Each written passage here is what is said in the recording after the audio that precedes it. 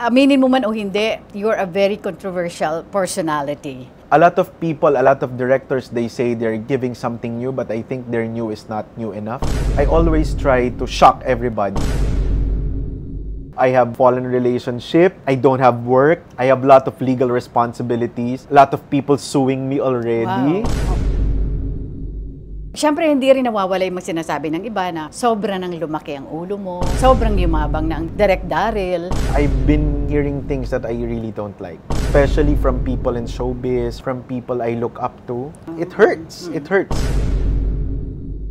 Meron akong yabang sa sarili na kahit ano malulusutan ko. May hangganan lahat. I realize na makakahanap at makakahanap ka ng katapat. Dito ko lang sasabihin to sa'yo, Tita Aster. I remember when I went to Batanes, I have no money. You know what? Nagnakaw ako dun sa Honesty Store. Oh That's my an God. Honesty Store! For God's sake, Honesty Store. Anong ninakaw mo dun? It's Hansel. Okay. Alam mo yung Hansel na Yung biscuit cracker, at saka oo, Mountain yung- Dew. Oh, yeah. Diyos ko, kung gusto ko Hindi ka magmura ngayon, nagbayad. pinipigilan ko lang. Oo.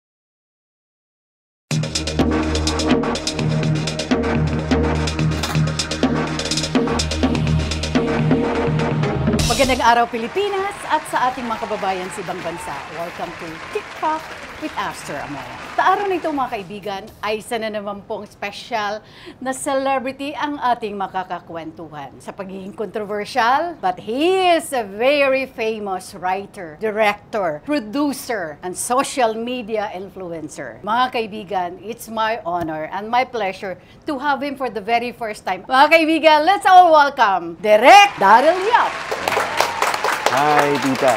Tita, maraming salamat. Nako, it should be me. Ay, no, it's me. Hello po sa nanonood ng TikTok. I always watch TikTok, pinapanood ko yung mga interviews mo, and sabi ko, Salamat finally. So, when you, again, parang nag-update na pwede ka na ba? May film ka. So, sabi ko, sige po, right away, without, Kaya nagulat ako di ba? I was Yes just, po. nagbabakasakali lang ako, and then you said yes. So, Yes po. Kaya nandito kami ngayon. Kumusta ka na, anak? I know it's been a long time na hindi tayo nakikita. The Yes last time po. we saw each other is last year lang pala. Doon sa prequel, yung... the mom, Martyr. Martyr. Apo. Martyr or Well, Martyr. I've been very busy, thank God. We first met each other po 2019 via Jowa Ball. Tapos nangako na ako ng interview noon. Yes. At TikTok was just parang baby pa Hindi, noon. wala pa ang TikTok at that time. Yes. 2020 actually ang TikTok nagsimula. But, For my column kasi, di ba? okay. Gusto kitang one-on-one at that time. Oo. Yes po. So, after po nun, parang ang bilis lahat ng pangyayari. From Jowa Ball, I get to, it turned out to be a very successful movie. Na-reach ang 100 million mark after ng Tita Aster. Viva entrusted me of launching the Viva Max platform. Then, it was not really sexy pa during that time. So, I was the one tasked to launch it kasi I have very stable platform in social media. So, Boss Vic told me to launch the Viva Max streaming platform. So after po nun, ito sa monthly regular movie making, tapos nag-stop ako, parang I wanted to have a break. 2021, I stopped doing Viva Max because it's turning to be very sexy during that time. Right. And parang pinagbigyan ko po ang Viva. I only did too sexy The paglaki ko, gusto ko maging porn star. And the sequel. Pagkasunod na taon yun. Oo. After po nun, I got allergic to boobs and all. So sabi ko, baka hindi ko muna kaya. Nag-stop ako ng November, and then I ventured into Political drama. saying yes naman to political contents. Tapos after po nun, I did Made in Malacanang, and then Martyr or Murderer, and now after Martyr or Murderer, I went back to my, to the typical me doing comedy, drama kind of movie. Yun naman talaga Yeah, it's Doon ka me. tumatak Yeah. Doon ka tumatak At So, doon ko hinahanap na-miss ng tao kasi Yes, oo. I get no division from there. Walang political. Right. Or, Of course, when you started the Jowa Ball, that was the launching movie of Kim Molina. Yeah, we launched each other. 2019. Yes. That's my correct. first movie also. Yes, for Opo. mainstream mo yun, Yes, di ba? yes po. Kasi nagsimula ka sa mga short films, di ba? Yes, Tita. I remember, yung unang-unang short film mo was Squarterina. Yeah, Squaterina, yes. Oo, Squaterina. Yes, wow. Oo. Why that particular subject matter? I have theater actors po kasi in Olongapo and one is doing ballet.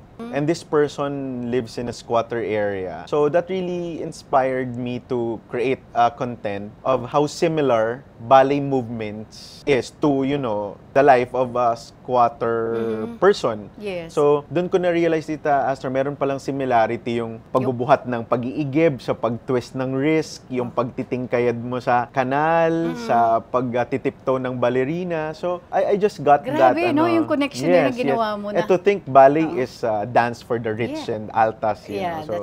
So, I got the attention of the film movers in the country after winning awards for Cinema Region. Doon ako medyo na-open sa filmmaking. Yun ang parang start ko na, wow, may pera pala dito. Something like that. Pero prior to that, you were into theater. Yes, I'm really a theater person. Okay, doon ka nagsimula. Yes, I'm a playwright at first. Before anything else, I'm a playwright. Ang sinusulat ko talaga, dula. So, maiksing dula, dulang iisahing yugto o one-act play. Yun po ang start ko talaga. College graduate ka na ito o high school pa lang? I write plays. Nagsusulat na ako, literature, elementary pa lang. Wow. I'm really into poetry. Mas bihasa akong mag-Tagalog kesa mag-Ingles. Ang mga sinusulat ko noon, Tagalog na pati sa school organ, sa mga newspaper, yan ang ginagawa ko po, talumpati, tula, dula, yan po ang parang gusto ko magsulat ng magsulat. So yun talaga. Bago tayo pag-usapan ng professional life mo, I know dalawa lang kayo magkapatid. Opo. Your elder sister and you, of course. Yes po. And then, your parents are both teachers, high school teachers. Okay, your dad? My papa is a former, retired na sila parehas ngayon, former DepEd Regional Supervisor for Sports, for Physical Education. My mom naman, lalaki si Papa. So, my mama naman is a biology teacher. Okay. Science teacher. So, talagang ang playground ko po ay yung school nila. I don't study in their school, it's not allowed. Pero, ang akin pong mga ninong at ninang ay lahat teachers. So, ang laki ng influensya sa iyo. Maybe the discipline. Yes. Kasi when it comes to studying, I'm a very studious person. Even until now, I super read a lot. Super read a lot. Thank you. Ang ko lang dun, Tita, strict. Very strict. Sa oras, sa mga requirements, sa mga medyo mataas ang expectation. Ang parents mo? Yes, because pag anak ka ng teacher, ang hirap na hindi ka achiever. Parang, kahit sila hindi naman ini-impose, but sa dalawa, nanay at tatay ko, ang nanay ko ang talagang medyo stricto sa pag-aaral. Ang tatay ko naman, basta kaming dalawang magkapatid, meron lang kami kinahihiligan na sport, okay na sa kanya. Pero ang nanay ko, grades talaga ang priority. Yeah, parang yun sa kanya. Though, when we grew up, kami dalawang magkapatid, realized na grades are not the reflections of learning,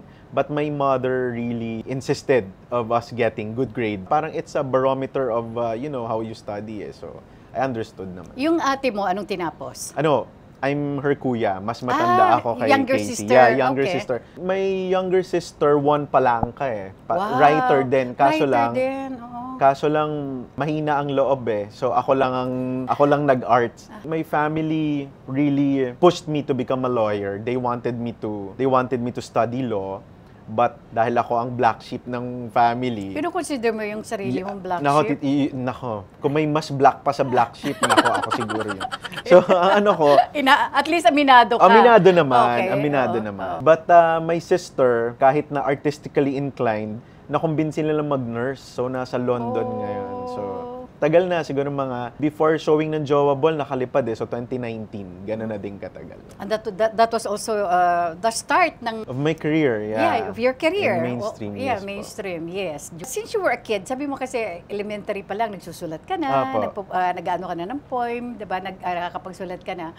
Yung artistic side in you, lumalabas na talaga. When you were a kid, kumusta ka? Well, I'm very blessed. Though not financially or via materials, a lot of people, especially in Subic, in Olongapo, we have lots. I mean, hindi naman basta lang sa Subic. We have a lot of cases of broken families. Yes. But I'm very blessed that my mom and my dad, ang nanay at tatay ko, hanggang ngayon ay masayang magkasama. Maybe yun yung parang isa sa malaking blessing ng pagkabata ko. I get to see my mama and my papa, you know, Together. At masaya. Yeah, yun ang natatandaan ko kasi I have a lot of friends during my younger years na hiwalay ang parents eh. Doon ko nakikita yung forming ng stand or conviction ng isang bata. So ako po, kahit pa sinasabi nila yung mga content ko, it's bothersome, parang may dark past, wala po, sobrang swerte ko po sa mga magulang ko. Ako po ang dagok sa relasyon nila. Pero sila po never naging problema sa How akin. do they take it pag binabash ka? At first, my papa naman is, you know, very chill. Hindi naman yun, kumbaga nonchalant ang tatay ko. Pero ang nanay ko, you know, of It's course, always the case. At first, she was very worried. Lalo na a lot of intrigues, a lot of lies, yun lang. If it is true, hindi kami apektado eh. Pero pag gawa-gawa Tita Aster, medyo malambot ang magulang ko kasi patolera din eh. Bungangera kasi ang nanay ko eh. Naman na teacher. So, so gustong pumatol, gustong magano. Pero sinabi ko sa kanya na it's part of my life now. And with that bashing, you know, with that bashing comes the cashing. Eh. So Wow. I told I my like it. I told my mama na bash is cash. So when she is starting to experience the flow of the blessings or the money, okay na sa kanya. Kahit i-bash ako araw-araw. Parang feeling niya yun ang signos na may paparating na biyaya. So at first emotional sila, pero Siyempre, as a mother, yeah. anak niyang sinasaktan. After diba? a while, okay na. Nung may kotse na, okay na. May sarili ng bahay. Oo, may okay na si mama. Diba? Ayan po. I remember, may nabasa ako somewhere, you were still a kid, dalawa kayo magkapatid, of course, your parents, you were just renting a place, small house, Yes. And then there came a point na parang pinaalis kayo na makamag-anak mo pa rin. So hard to explain, but when we were young, we used to rent sa isang kamag-anak na nasa States. Okay. Dumating na yung punto na i-renovate and all, and we have nowhere to go since high school pa lang kami noon and nag-start pa lang yun.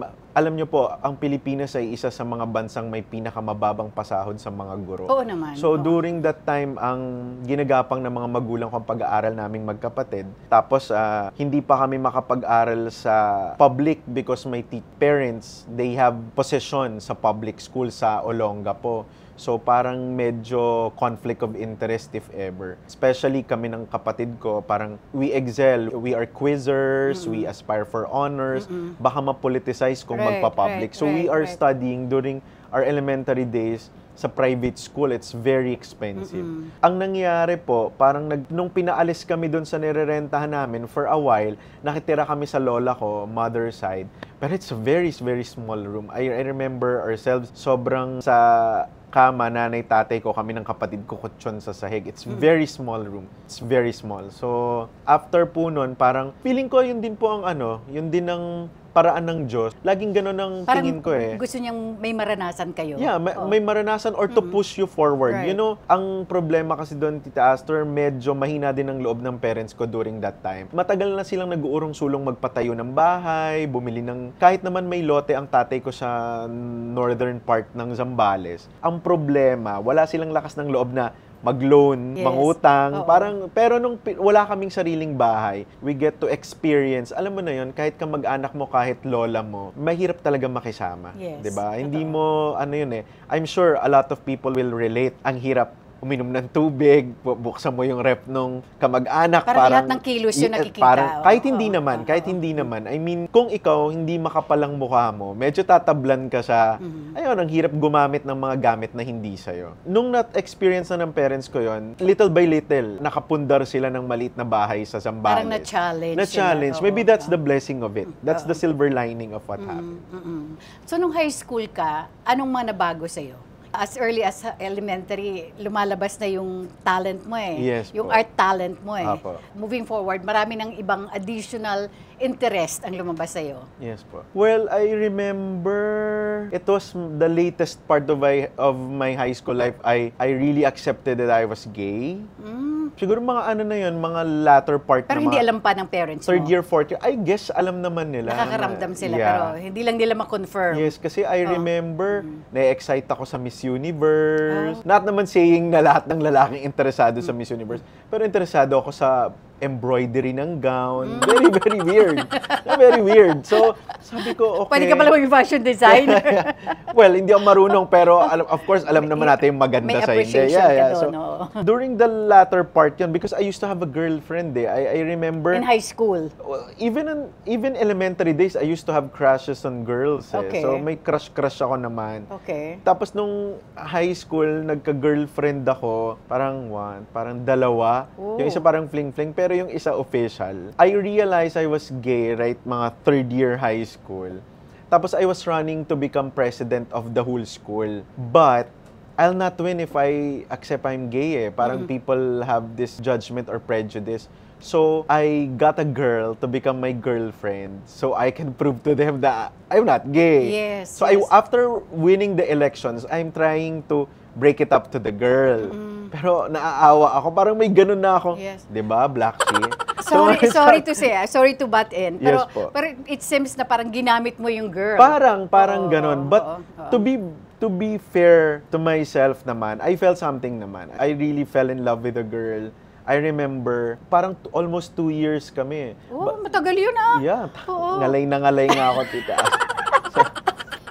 So, bali, I remember po na I had that relationship and then even my mom, even mama, she's asking me. Sabi niya, ano ba yung ano bang ginagawa mo? Parang gusto sabihin ng nanay ko, hoy, bakla ka, ba't nakikipagrelasyon ka? Parang gano'n, parang gusto niya akong gano'n. Pero I felt something for the girl. I mean, we're okay now. I don't want to mention her name, but She's married na she's now. married now. I think she has kids na.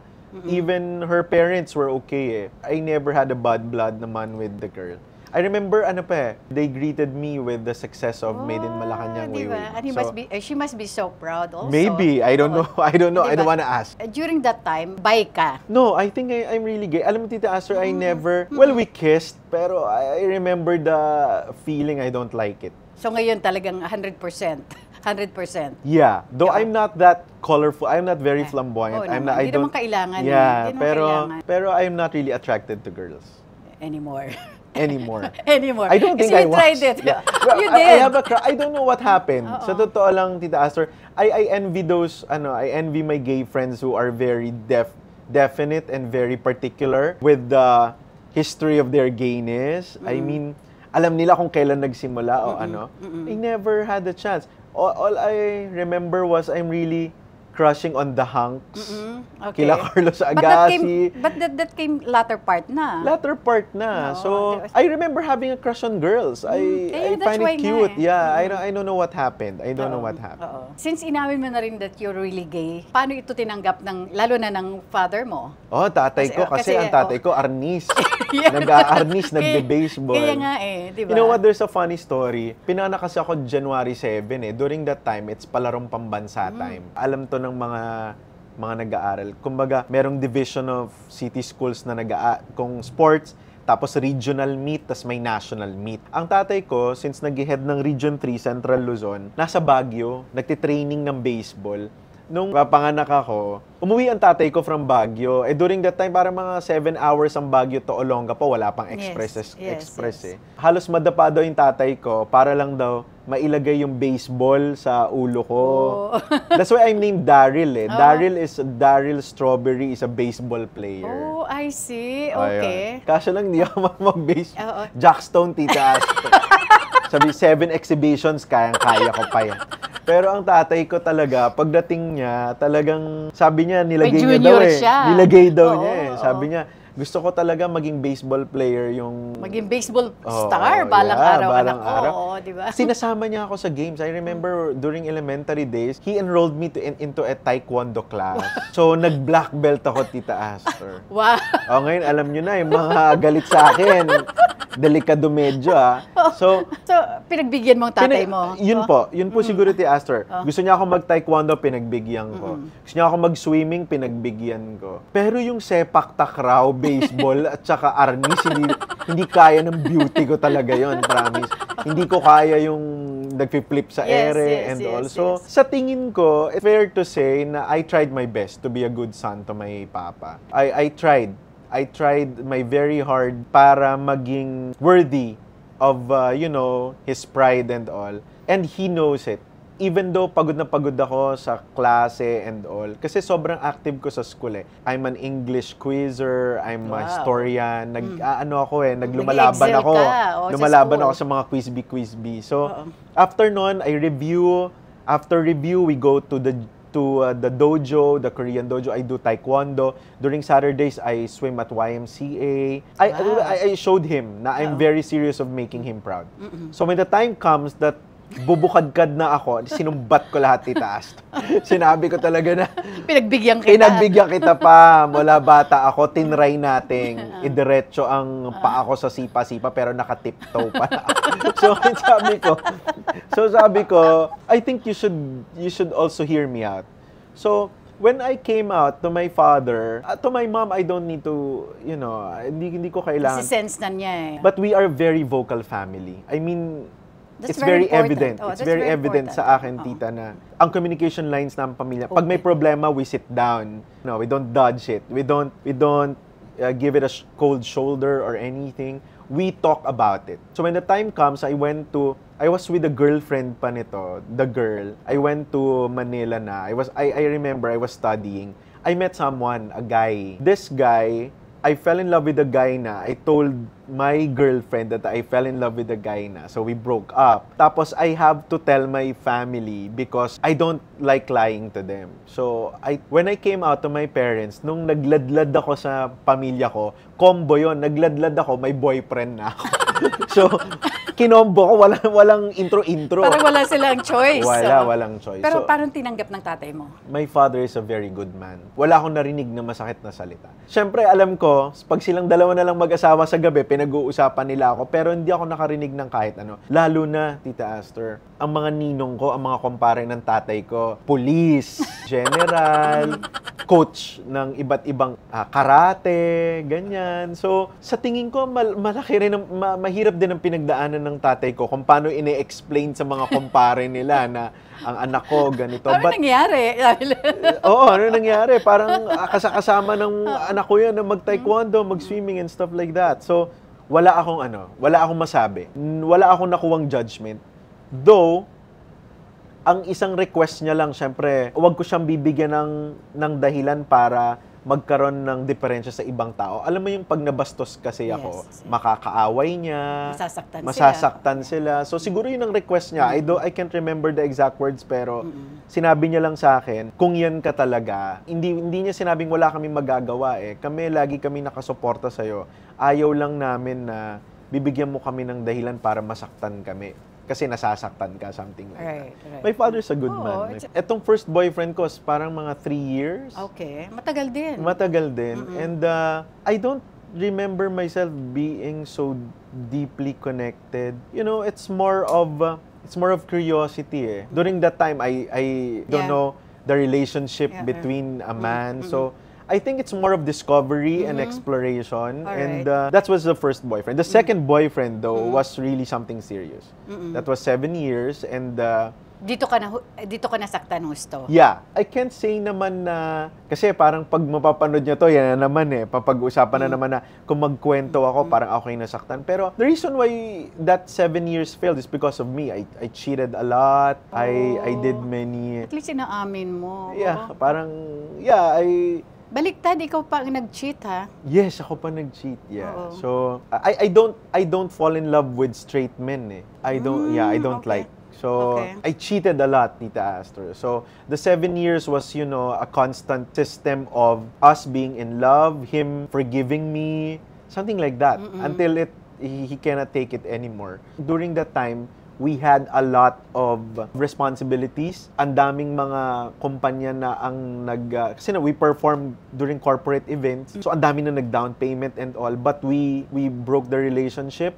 We can't see each other. So ang dami kong naging legal concerns when it comes to money. I have to return a lot of money. It really hit me hard. So yun talaga yung naging downfall ko. I remember it was nearing 1 million already. All my, During that time, I don't have anything. So, we can't work, so we can't fulfill our duties and our contract. As what? We can't work. He's my musical director. I see. He's the one who's singing. I'm just directing the play. Okay. I write the play. He's the singer.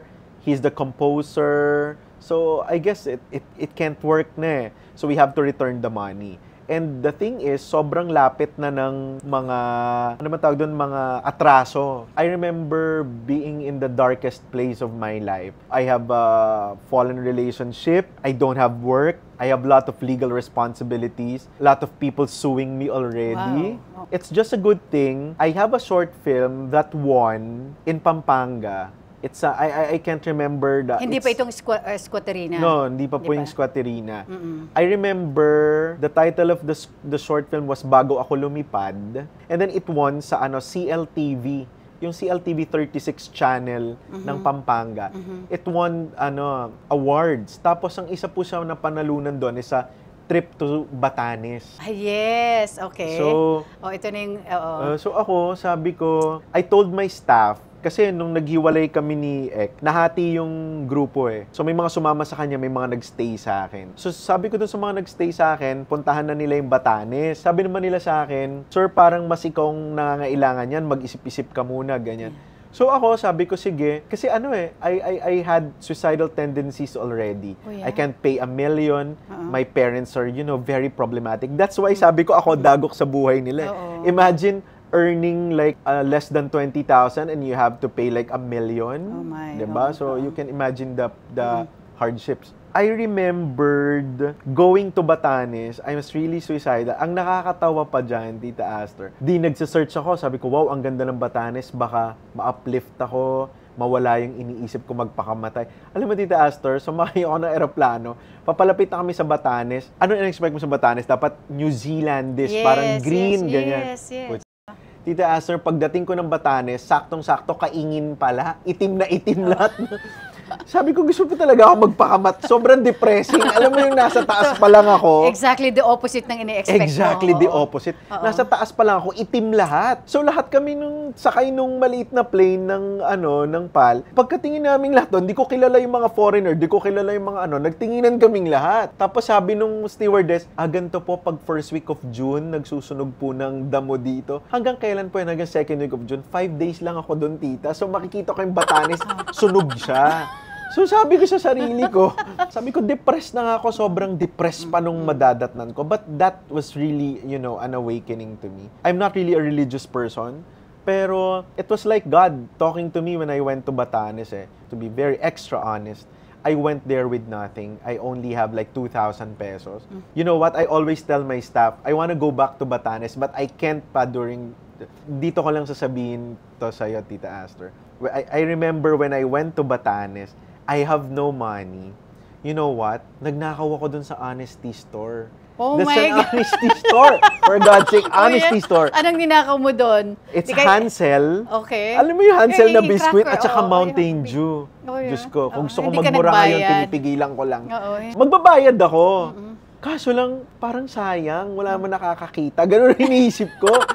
So it was 18 pesos for, it's 18 pesos. During that time, it's like 12 pesos pa lang yata ang Mountain Dew.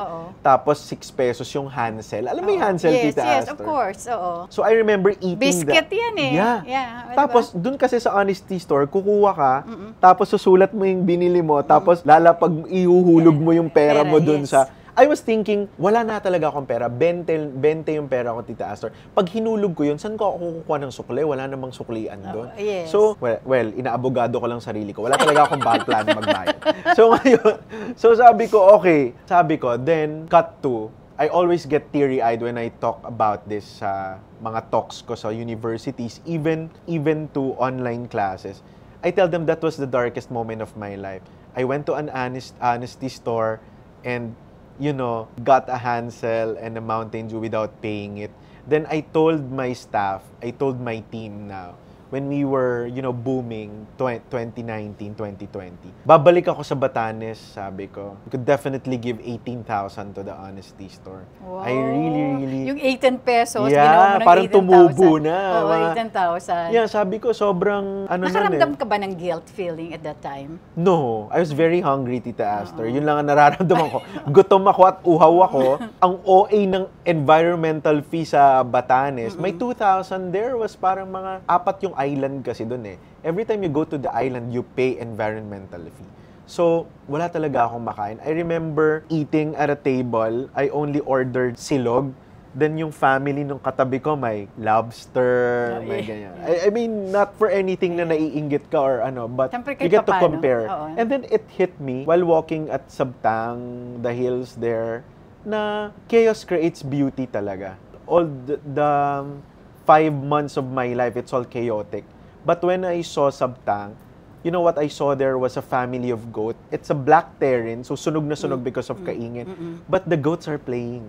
Oh, parang they're used to it already. Yeah, the goats are playing. So, being a writer, being a person in love with literature, seeing someone happy with that kind of environment gave me really a strong signal na dapat makabangon ako. Yun lang yung inisip ko. I was very thin. I remember, I was only 40 kilograms during that time. Ang nangyari doon, pag uwi ko, nasa eroplano pa lang ako, sabi ko, I can't be like this. Once I made lapag na to Clark, I told them, I called them. There was no signal in Batanes eh. So after 5 days, I called my staff and said, tomorrow, you compile all my one-act plays. Yung one-act play kasi, yung tao nakatingin lang sa'yo ng diretso, mangyayari na lahat doon sa harapan na yon. No change of setting, no change of lights, everything. You're just focused watching a one-act play. Pinahanap ko lahat ng one-act play ko. That's the start of Vincentiments. So, lahat ng upload namin sa Vincentiments, one-angled lang.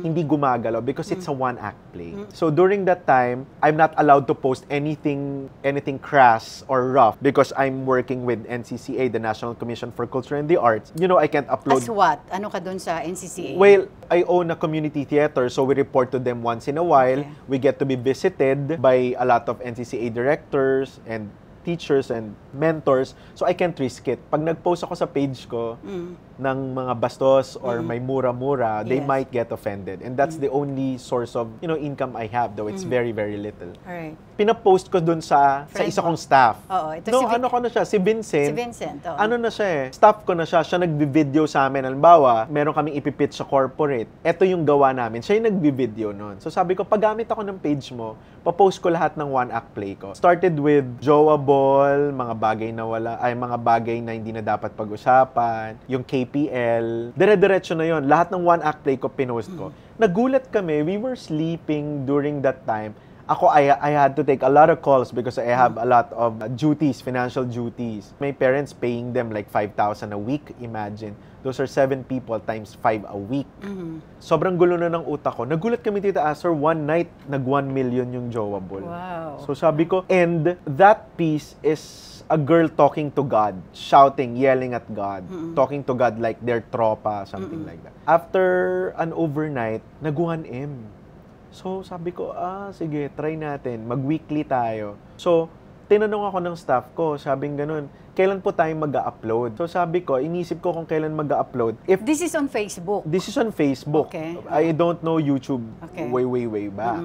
So, sabi ko, though YouTube na una, pero I don't see... The reason why I don't like films, Tita Astor, ang tagal ng feedback. Sa stage, pag nagpatawa ka, may natawa, alam mong effective ka. Pag may naiyak, wow, okay, ang galing. Sa film, hintay ka pa ng review, 'di ba? So, nung nakita ko po na pumatok kami, yung one-act play namin, naghahanap pa yung mga tao, more like that. Tinanong ako ng staff ko kung kailan namin ipopost. Tinanong ako ni Vincent. I told him, why not we post it every Wednesday? Because the cinemas, they change the movies every Wednesday. Yes. Oo, tama. Yun, sabi ko. So, sabi nila, bakit direct gusto mo bang mag-cinema? Malay natin, sabi ko. So, Vincentiments, we uploaded contents every Wednesday.